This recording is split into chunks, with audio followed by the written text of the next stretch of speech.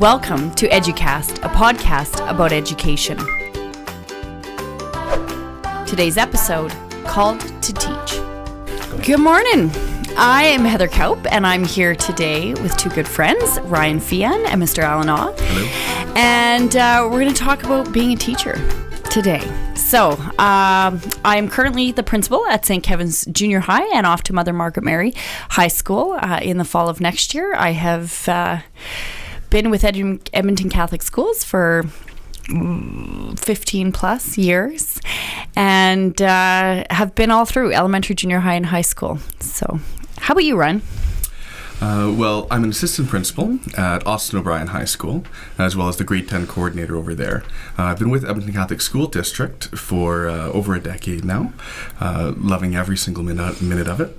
And on top of that, husband, son, father, brother-in-law, all of the above. It's an Irish Catholic family, okay? So it keeps on going. It keeps on going. Yeah. And Alan? So my name is Alan. I'm the show producer, and I might chime in every so often to help with, answer some questions and ask some questions too. So I guess today's Thursday. So do you guys get to go home early like the kids? Yeah, right. Wishful thinking. Yeah, take the answer from the laughter. There you go. Awesome. Well, let's get started. Oh, Alan, tell us a bit about your background first before we do.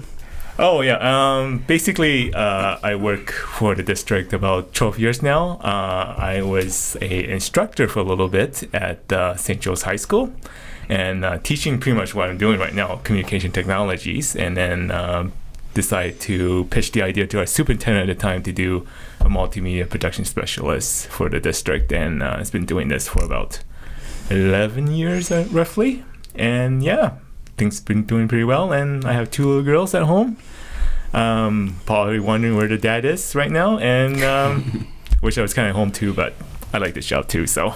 There you go. Yeah. There you go. Lovely. So I'm going to get this started right away. Tell us a bit, Ryan, how did you know that you wanted to be a teacher? Education has always been a conversation in our family. It's always been about development, it's been about growth, and it's been about relationship. I knew from a very young age that I came from a long line of fantastic teachers. My great-grandfather, I was very surprised to learn, was the first superintendent of Catholic schools in Saskatoon. And there's a high school in Saskatoon named after him, EduCast High School. And so it at least started that conversation when I was very young about, okay, so what is teaching? What really happens behind this person right in front of me? When we go back to some of our assignments back in kindergarten, grade 1, what do you want to be when you grow up?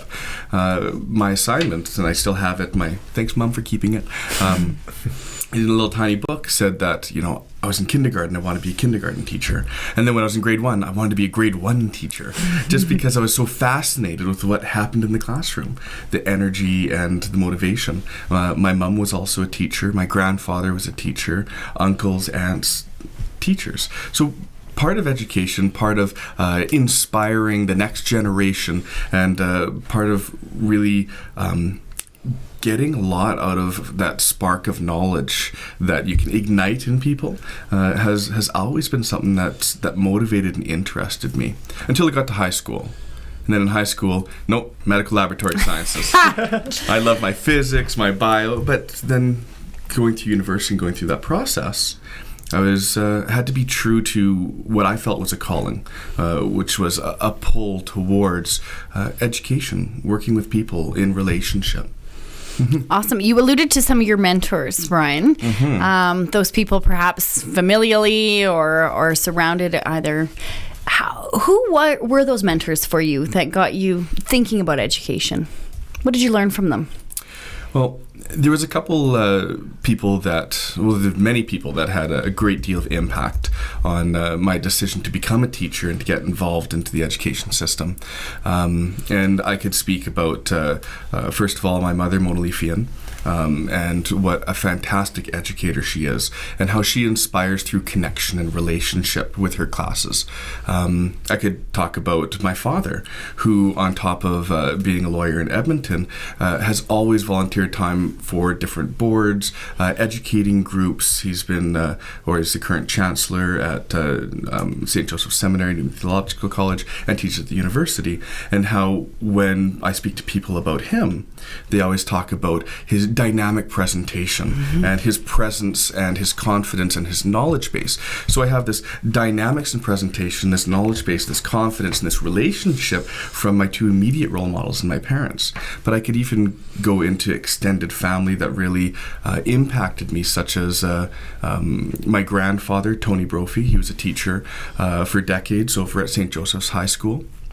And he was also an amazing inspiration, which was a little bit more on what I would say the shepherding side of Catholic education, which is understanding that everybody needed somebody to meet them where they are and help guide them to where they need to go.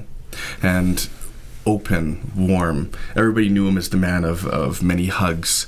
And so with open arms, he welcomed everybody into his building. I have an auntie who's not really my auntie, but my Auntie Myrrh is still my aunt, even though she was a lost sheep that he embraced into the fold because he saw a need.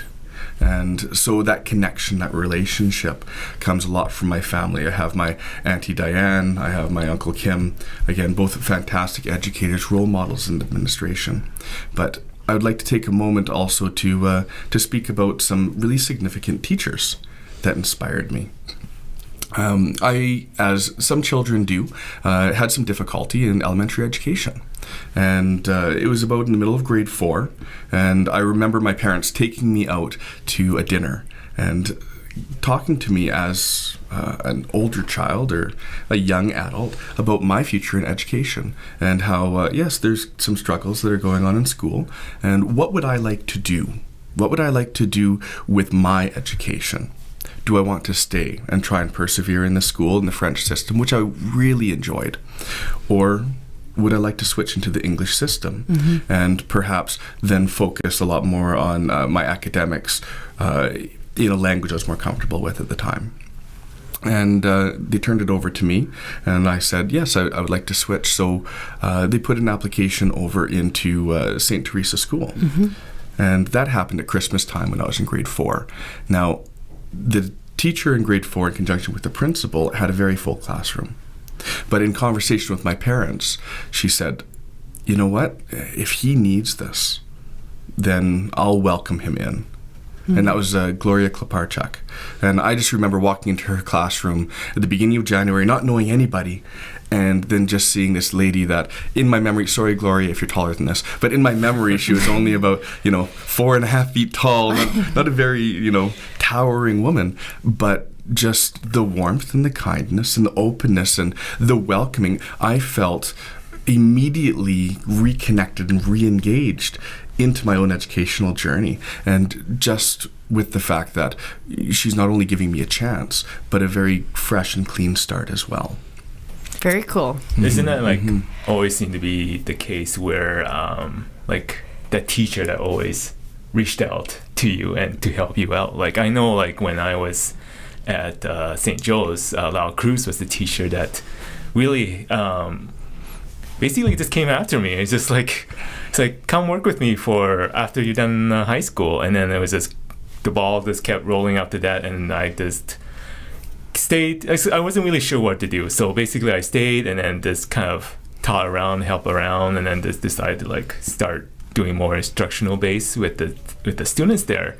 And then I got that little bit of glimpse from the students that I had saying that, Mr. Al, which is kind of weird because I was only a few years after finished high school. It's Mr. Al, it's if it wasn't for you, I probably wouldn't have finished this year. I was wow, that's really impactful as a teacher. That must have really helped you guys out to become a teacher, or why you are teaching right now. I liken it to golf, really, Alan, in some ways. Yeah. You keep swinging, And when you hit that ball just right, that's what keeps you in the game. And I think teaching is a lot like that, there are days. Yeah. We'd like to think that there are all these awe-inspiring, connected days. But what strikes me about the standout teachers and mentors that I've had is they're people who keep swinging. And try to look for those ways to connect with kids. And when they do, that's when the magic happens. And we always had this theory. Really, my education or my interest in teaching, I guess, started at Camp Encounter. And we had a camp director. So Father Mike Catfish was with me. We were both staff members. And we had a man by the name of David Keyser who would always tell us, you got to go look at the skirts. Look at those kids that are not engaged, that are on the sidelines. And your goal is to bring them in. And it's something that has stuck with me forever. And, teacher, instructor, whatever the profession, we all know the people who look for those ways to bring people into the fold, like you said, and it is about connection, because that is when the magic happens. Kids thrive for sure. How about you? Any other mentors? You got Lyle Cruz. I got Lyle Cruz. I got Pam Massell, which is, of all things, she was the fashion teacher. Yeah. And I didn't take fashion, but she I knew her before, but when I was at St. Joe's doing instructional work, we just got talking, and then she was just a really nice person just to talk to as a mentor. It was just I just have a casual conversation. If things were looking down, she'll be the perfect person just to have a chat, and she's always, I don't know how, she always positive. Absolutely. It's time, right? It's time is the other thing that I think, we say in households, you see kids that are getting transported here and there and moved around and from one activity to the next. And teachers that they connect with are those people that make time for them. The presence in the moment. Absolutely. Yeah, and, sure. We talk about just that smile in the hallway, that connection in the hallway. Yeah, it's incredible. Yeah. When it comes to that, I had another fantastic and inspiring teacher when I was in grade 6 in Garfield Buchanan. Now, I understand he was an administrator beforehand, but for me, he was my grade 6 teacher and the assistant principal at my school. One thing that he did was that presence of the moment. When he was in front of you in the classroom, when he was walking around leading something, he was really in it. And you knew... Well, I felt that he loved what he did. And he would have his guitar out, and I still remember these songs that he taught us when it comes to Mrs. Murphy's Chowder and Mr. John Herbeck. It is about grinding animals into sausage. But for grade 6, it was a really fun story. Clearly. It was fun thing to sing. You, it really did. These are things that I share with my classes. These are the things that I've shared with my children.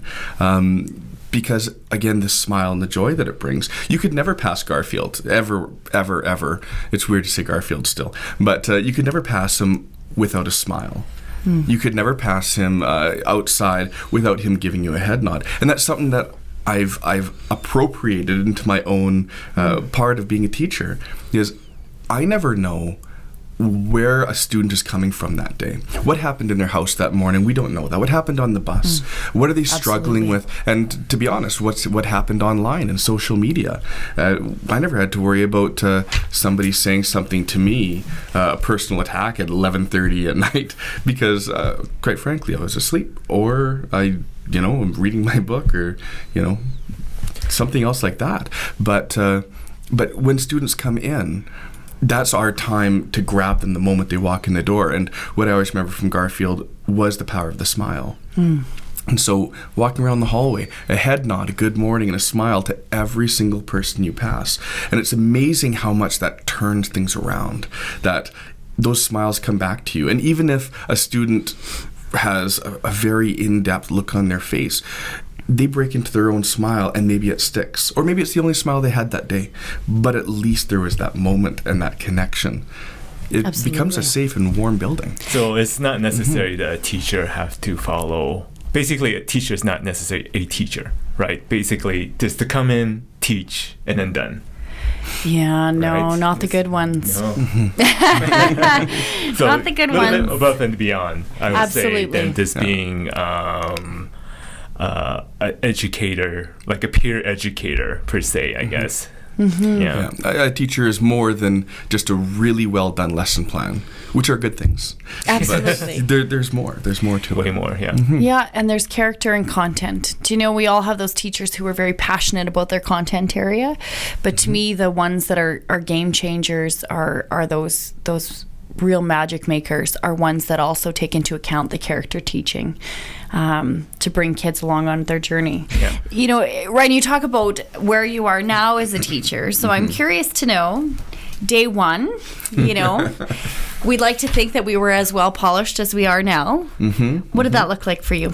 That was an amazing experience. That very first day teaching, and I'll back it up really quickly to my first interview for a teaching job, where I was wearing a really nice suit and I was ready to go, but I didn't have really nice shoes to go with it, and so I wore my skate shoes that I'd walked all over university from. So there goes a little bit of the unpolished there, that, you know, I'm ready to be a teacher, but still, you know, getting into the role. And I remember speaking to that principal. He says, "What do you think one of the first things I noticed was?" And I said, "My eloquent speech, my engagement in the profession." And he goes, "No, you were wearing a suit with skate shoes." And I'm going, "Oh, okay, so these things are important." But it was that very first day when I was in the classroom, and I really tried to pull everything together. I had a great plan. I had all the names set out on the desks, and I had taken a look for my future classes in there, the yearbook before, because I wanted to learn some of the names and catch students off guard and say, you know, "Hello, Johnny," or, you know, "Hello, Jane," as they walked into the classroom. They're going, "Whoa, how does he know me already?" You know, just to build that. And so I had all these things ready. And I had brand new grade 7s that were coming in. I was over at St. Hilda Junior High School. And I remember I opened the door in the morning, and I'm shaking hands at the door as these bright, shiny faces come in beginning of September. And then I walked to the front of the room, and I leaned against my desk, and all these grade 7s are sitting in the desk and just looking up, waiting and waiting. And I realized they're waiting for me. They're waiting for me. And I'm staring. And in my head, this takes maybe 20 minutes for me to start talking. But in my head, I'm going, this is real. This is my classroom. These are my students. They're waiting for me to teach them, and I can't let them down. What's the first thing that's going to come out of my mouth? And I'm sitting there, and I'm like, okay, now it's too long. Now you're being awkward. Now you have to say something. And this is all and I talked to some students after. Actually, one of my students in that grade 7 class is a current teacher at Austin O'Brien High School with me right now. And we've had this conversation. And to him, they didn't notice a thing. It was maybe only 1 or 2 seconds until I started, "Welcome!" And that was the first big welcome to junior high school, and introduced myself. But in my head, it was the significance of the moment, that this is a step, and not just I did the training, now I'm going to do the job. It wasn't. It was a bit more. This more than that. is important. Yeah, it's funny. You know, I think about it every September. I think about my dad every September, because he always spoke about how in life, as a teacher, there's a finite amount of time that you're going to turn on the lights for the first time. So I always think about him when I go to my light switch on that first day of school, because you really will have a finite amount of first days of school. And to me, there's always that energy, like you said, in September, that excitement about where you're going. And you put on the lights, much like a performance. You know, I mean, really, we perform every day as teachers. Yeah. And it's very unlike any profession in that way. You know, we don't have time to prep for that performance and do it and then go back and reflect always, because it's one after the next.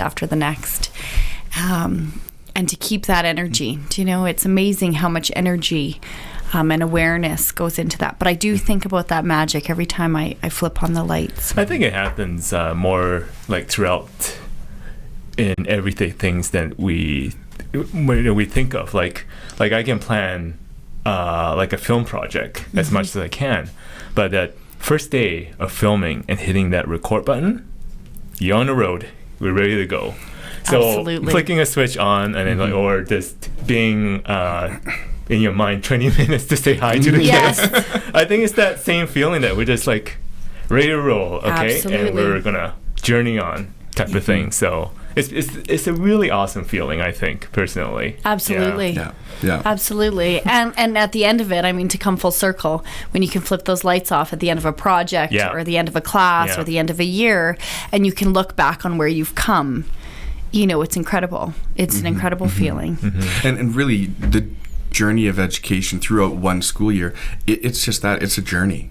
The students grow, the administration grows, the staff grows, and the development that happens in a school in a year with all these passionate individuals that are engaged, or you're trying to pull, like you said, the students on the skirt back in to re-engage, to recognize what inspires them and have them want to be a part of their own education. Beautiful. Is that development? You're right. That's amazing. Absolutely. So here's a question. You're in university. You're trying to figure this out. Someone who's trying to figure out their career path. What advice would you have to them about trying to discern whether or not to be a teacher? What kind of questions should they ask themselves? Well, I take the deep breath in, because that was part of my university journey. Like I had stated before, originally when I went to university, it was medical laboratory sciences. I wanted to take advanced biology, human genetics, and heredity, and I did take some of these classes. And I went through some science program, but there's a point when I needed to really reflect. Again, I'm a Catholic school teacher, so I'm going to say feel that movement of the Holy Spirit. Where am I called? What am I really called to do? Where does my gifts and talents lie? And am I really applying them? Did I love biology and chemistry? I really did. I really did. But at the same time, I was sitting there and we were splicing DNA sections out of... Sounds fancy. Anyway, was it cyclical bacteria? So it's forming a circle. And it's a simple, anyways, peptide fun thing. But we were taking out these different sections. I was sitting there and I was in lab, and it was myself and my lab partner already had to go, and I was on my own, and I just realized I like engagement. I like relationship. I like to be involved with people. And this is where I find my talents lie. Is seeing that kind of spark in somebody when I could work with them and when I am engaged with them in any type of project. And so, again, feeling that pull on the inside, I think, is huge. And that comment that I would make to somebody in university is, think about what you're doing. Do you love it? Is this something that you don't just say, oh, it'll be a good job? But is there something more to what you're doing? And even if you are currently in education, I know I switched into the phys ed faculty and the phys ed combined degree program, and I really wanted to engage with people. But it had to come in the fact that I love to be around people. I've coached from a very young age. I worked at summer camps, and I've always felt that sense of engagement. And if you're wondering whether education is for you, because it's a very unique profession. Everybody has sat in front and watched a teacher work for about 13 years. And we don't sit in front of a doctor for 13 years. Sometimes that waiting room feels like 13 years and you're trying to get in. Yeah. But we don't sit in front of another profession for 13 years. So a lot of people, I find, would say, I'm not sure what I want to do, I'll be a teacher. But you need to really think about whether or not it is the fact that you want to be a teacher. And if you do, get involved if you're in university now in groups, in places where students are, in a place where you can try and test out your teaching skills. Where's your comfort level? Whether it comes from tutoring or community volunteer programs or summer camp. Absolutely. Summer camp's fantastic. But again, when it comes into my recommendation for students in university or thinking about going into education is... Again, you need to think about it. You need to pray. You need to really feel, is this part of who I am? Is this part of my talents and skills to share and impart that on somebody else and really understand that spark, that knowledge, that enlightenment as the student goes, oh, I get it. Or is it part of me that really wants to drive and grab that student and pull them back in, saying, I know right now you don't think you can do this. I know you can. Let's get through this together. And building that relationship part of the education system to grab those students back in. Absolutely. So that's the inspiring part. And if it's not there, explore what makes you feel that you can go and do this every day, because that's what's going to be the difference between a teacher as well as one of those inspiring educators that we like to talk about in these podcasts. Yeah. So, teaching, ministry, or job? I would definitely go with ministry. Why is that? Because, again, with my last statement in terms of the fact that it's a calling. It's a calling. We can all be educators. We can all educate somebody else on a topic. But I think there's something deeper to a good educator that understands that this is where I need to be. This is what I'm called to do. And there is something that separates that, and that is, our gifts and talents.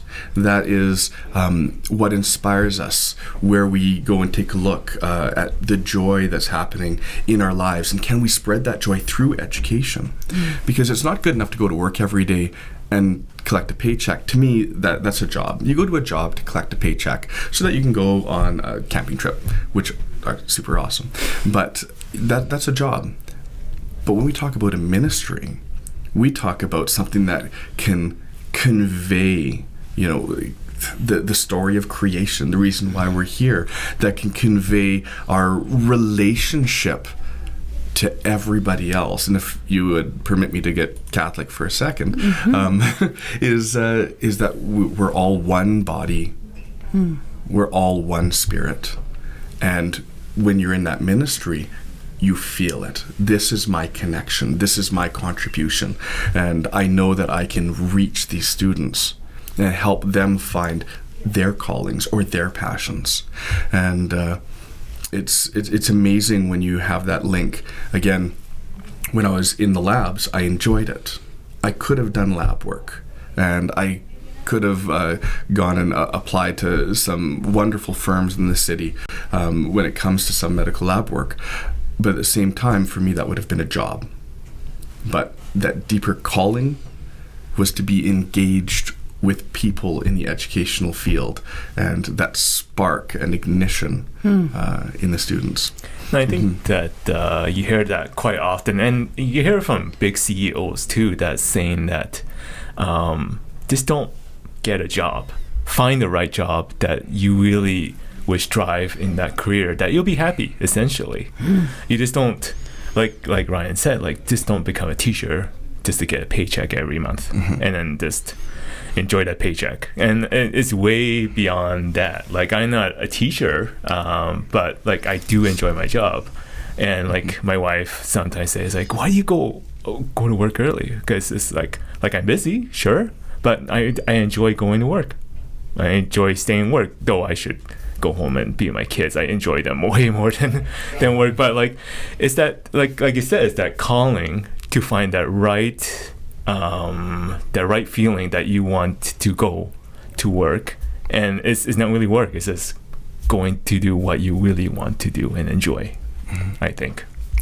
Just to kind of build on that really quickly, we have a fantastic project going on at our school right now. There's an excellent teacher by the name of Patrice Taveniak at our school that has instituted our 21-day happiness challenge. And it's a challenge to take steps in your life in order to make your perception of the world around a happier one for 21 days. And there are things that students sign up for and activities every single day, because happiness, as we talk to our students, isn't something that happens to us. You can't wait and just it's up to the world to make me happy. It's the way that we see the world. It's our perception, it's our filter, and it's our joy. You take somebody says, "Oh, those are rose-colored goggles people have on." Wouldn't that be fantastic to have rose-colored goggles and see everything in that light of wonder and wow, this is the good part of that. And so we have this challenge going on in our school about how do you see the world? How do you experience the world? And to see that happiness, because even if you put that smile on, it doesn't really work for you in the morning, guess what? It's just going to fade into the background, and then you're smiling, and it's going to really impact the way you see things around. And so when we're talking about, teaching, when we're talking about your job, life is much too short to come home every day just tired and stressed. Mm-hmm. You need to come home, and you can be, yes, work can be stressful, and yes, you can be tired, but was it a good day? Was it a good day? And if you can sit back and be like, oh, I need a nap and I need to go and sit down, just be with my family for a bit. And someone says, how was your day? And you can go, it was good. Still a good day. And we see that full circle now. I mean, Mm-hmm. certainly with our little kids, you have an idea as an educator about the impact of your days. My little guy gets into the car, mommy, mommy, mommy. And then all of a sudden he starts singing a song that he learned from school or something. And, this little nugget that, was something that he took away on that day. Or I learned this in school, and that wonder, I think teachers, why to me it's a ministry, is that they help develop wonder. They nurture values. They inspire, and it is a ministry because, like I said, not every day's a perfect day. But certainly, as Catholic educators, we are called to be those fishers of men, the shepherds, to go and to make a difference with those who we are called to serve. Because it is about service. Mm-hmm. It's not about us. All those teachers that we've named, it was never about them. Mm-hmm. All those teachers we named, it was about how they made us feel. That selfless act. And so to me, if you're trying to discern whether or not to be a teacher, you need to ask yourself if you want to enter into a profession of service. And once you accept that, the rest will come. Mm-hmm. But you have to understand it is never about you again.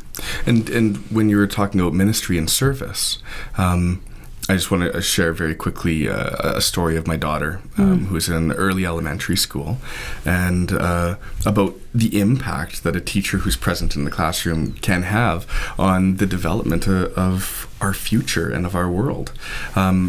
So my daughter Isabel, for anybody that's met her, is dynamic and active and is always climbing and talking and wants to tell stories and absolutely wonderful. But she comes back one day from school and she says, I learned something very important today. And, well, what did you learn? And she goes, we learned about love. You know love's important, and I love you. And I said, oh, no, love is extremely important. I said, so what did you learn about love? And she said, well, all of us have love inside of us, and this love is on the inside, and what you need to do is you need to take that love. You take the love that's on the inside and you have to let it come out, and it comes up. And so she's sitting there, I'm just watching her, she goes, and it comes up here and through your throat, and then everything that comes out of your mouth and out of your eyes and out of your face, the love needs to come out. I said, well, where does it go? And she goes, everywhere. She goes, when you put the love out, it goes out into the world, and the people that really need it will find it. And I went, wow.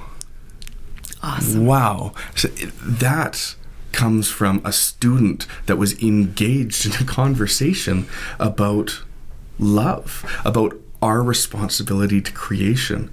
That comes from a teacher that was speaking to students on their connection to the rest of the world. And when somebody who's as young as my daughter was at the time, and I believe she was 6 years old at the time, can come home and say, this is my connection and contribution. This is what I can do for everyone. And wow, to understand, spirituality, to understand it at that level, so young, I'm going, okay, I'm going to take notes. What else about love? Thank you very much. And I've shared that with all of my other classes, my religion classes. Yeah. So I got awesome. a question for you. What's the difference being a Catholic teacher, or even just a religion-centric type school or religion-centric type district, than like a regular district? Like, when like talking about love might be a good subject, because like it's something you don't normally bring up in a classroom. So let's talk about love today. But in a religion-oriented school, I think it's a very easy thing to bring up. So, because I think like being a Catholic teacher is not necessary on your application form. You just check mark saying that, yep, I'm a Catholic teacher. I think it's I had to ask you guys, like, I think it's a little bit more beyond than just a checkbox to the application. You know, and I think you're absolutely right. Because although there might be a checkbox, you know, to live your faith authentically, and to be able to work in a district where I can openly speak about my faith, it can be part of how I work with youth. It's how I can discern their calling and my work and what I'm supposed to do with them. You know, the impactful moments of prayer, when you can pray openly as a community for something. Good and bad, you know, Alan, in times of celebration, in times of awful tragedy, do you know, we are pulled together as a district and that are bound through that grace. And so it is different.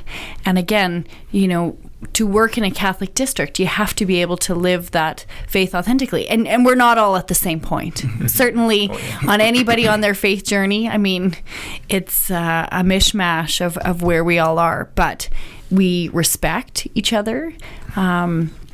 And again, there's a lot of similar values. And regardless of what, I think there's a lot of similar values with all teachers, regardless of the district they teach in. However, to be able to praise openly is huge. So it's not necessary, like a religion, just having a religion class does not necessarily mean that we're a Catholic school. That's right. Per se. No. Yeah. That's right, exactly. Yeah. A Catholic school is Catholic in all they do. Yeah. And it's, everybody loves to use the quote attributed to St. Francis of Assisi, which is, you know, preach always, but if necessary, use words. And that is such a significant part of what we need to do. But as Catholic educators, the words are also important. They're very important. You need to role model it, but we need to be actively filled with faith as well, which is when, again, I'm thinking about all these different things that have happened where I've been so happy I've been able to speak about our faith as we gather in community for mourning, for loss. Absolutely. For families that are struggling, for celebration, for joy, for new life being brought into the world. I worked as a counselor for a number of years at J.J. Boland Junior High School. Sorry, not a counselor. I'm not a counselor. I was a student advisor. I was giving advice to students. And when I was working at that school, there was a lot of students that had come in with they just need to talk. And they just need to be supported. And it was interesting when we started talking about the Catholic aspect of we are a community. You always have support here and with us and in Greater Society too. But when we pray and we say these prayers in the morning, I said, I need you to understand that's for you. I said, this is for you. And some of these students went, for me, that makes...